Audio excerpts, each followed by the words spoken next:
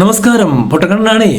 CPM വീണ്ടും 2026 അധികാരത്തിൽ വരും എന്ന് പറയുന്ന കുറെ അണ്ണന്മാരെ നമ്മൾ എന്നും കാണുന്നുണ്ട്. അത് പ്രത്യേകിച്ച് നമ്മളുടെ ഗോവിന്ദേട്ടൻ, പിണറായി ഏട്ടൻ, അങ്ങനെ കുറെ ഏട്ടന്മാർ ഇത് തന്നെ പറഞ്ഞുകൊണ്ടിരിക്കുന്നുണ്ട്. കാരണം മറ്റൊന്നുമില്ല, ജനങ്ങളെ പഠിപ്പിക്കുകയാണ്, അവരുടെ മനസ്സിലോട്ട് ഇട്ട് കൊടുക്കുകയാണ് ഞങ്ങൾ വന്നാലേ രക്ഷയുള്ളൂ എന്ന്. എന്നാൽ നമുക്ക് മറ്റൊരു വ്യക്തി ഇതിനെക്കുറിച്ച് പറയുന്നതൊന്ന് കേട്ടാലോ? ആരാണെന്ന് നിങ്ങൾ കമന്റിൽ എഴുതുക. CPM വീണ്ടും അധികാരത്തിൽ വന്നാൽ CPM നശിക്കും. യെസ്, CPM വീണ്ടും അധികാരത്തിൽ വന്നാൽ CPM നശിക്കും. ഇപ്പോ അധികാരത്തിൽ വന്നില്ലെങ്കിൽ കോൺഗ്രസ് നശിക്കും. യെസ്, ഇപ്പോൾ അധികാരത്തിൽ വന്നില്ലെങ്കിൽ കോൺഗ്രസും നശിക്കും. അധികാരത്തിൽ വന്നാൽ CPM പോകും, അധികാരത്തിൽ വന്നില്ലെങ്കിൽ കോൺഗ്രസ് പോകും. കറക്റ്റാണ്, 100% കറക്റ്റ്. മനസ്സിലായോ? കാരണം ഇനിയും ഭരണമല്ലാതൊരു പരിപാടി കോൺഗ്രസ് പറ്റില്ല. അവരിപ്പോ 5 കൊല്ലം കൊണ്ട് അവര് 10 കൊല്ലം അവർ സഹിക്കും. ഇനി അവർക്ക് സഹിക്കാൻ പറ്റില്ല. ഇനി അവർക്ക് സഹിക്കാൻ പറ്റില്ല. വട്ടടിച്ച് നടക്കുക.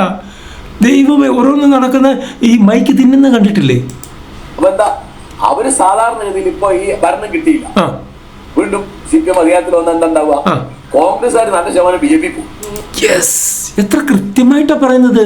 ഇനി CPMകാര് അധികാരത്തിൽ വന്നാൽ കോൺഗ്രസിന് ഭരണം കിട്ടിയില്ലെങ്കിൽ നല്ലൊരു ശതമാനം കോൺഗ്രസ്സുകാരും BJPയിലേക്ക് പോകും. അതാണ് BJP പറയുന്നത്. ഈ ഇലക്ഷൻ അല്ലെങ്കിൽ അടുത്ത ഇലക്ഷന് ഇവിടെ BJP മുഖ്യമന്ത്രി ഉണ്ടാകും എന്ന്. കൃത്യമായിട്ടുള്ള ദീർഘവീക്ഷണമാണ് BJPക്കുള്ളത്. അതാണ് വേണ്ടത്.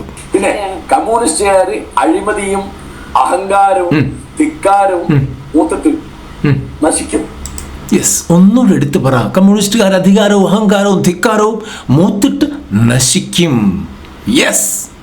ഇപ്പൊ ഈ 10 കൊല്ലത്തെ ഭരണം കൊണ്ട് ഏത് അളവിൽ അവരുടെ ഇടയ്ക്ക് അഹങ്കാരം മൂത്തുന്നു, അഴിമതി മൂത്തുന്നു നമുക്ക് വ്യക്തമാണല്ലോ. യെസ്, എല്ലാവർക്കും കൃത്യമായിട്ടറിയാം. ഇവരിനി മൈക്ക് വെച്ച് ചെവിട്ടത്ത് വന്ന് പറഞ്ഞാൽ പോലും ഓരോ ജനത്തിനും വ്യക്തമായിട്ടറിയാം എത്രമാത്രം അഴിമതി വർദ്ധിച്ചു എന്നുള്ളത്.